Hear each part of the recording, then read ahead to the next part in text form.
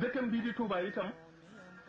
dafa am téere bu ñu wax al bidaya wa nihaya abul fida ibnu kathir moo ko def al juz thani paas bi nga xam ne juróom-ñaar fukk ak juróom-ñett la lii bay wax ca la ne yonte yàlla Isa dafa laaj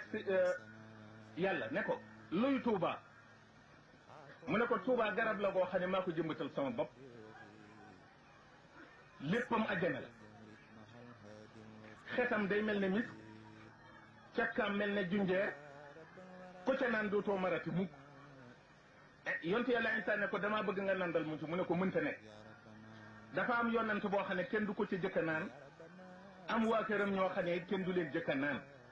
yow nag duma la rey dama lay yéegal fi man su ma dee ba ci mujjub jamono ma delloo si la addina ndax nga dajeeg lenn ci waa kër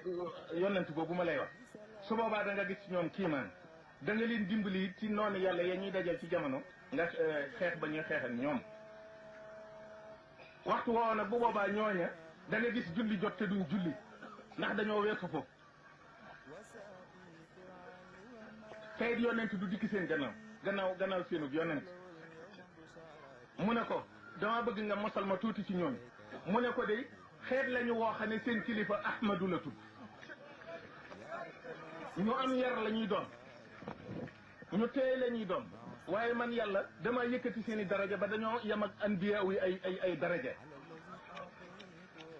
danaa leen tàbbal àjjana ndax dañoo fonk di laa ilaha illa allah dañ koo fonk ca laa leen di tàbbalee àjjana boo demee àjjana ñoo cay gën a bari loolu mooy noonu mu am nag loo xam ne danoo war a delloo Serigne Touba njukkal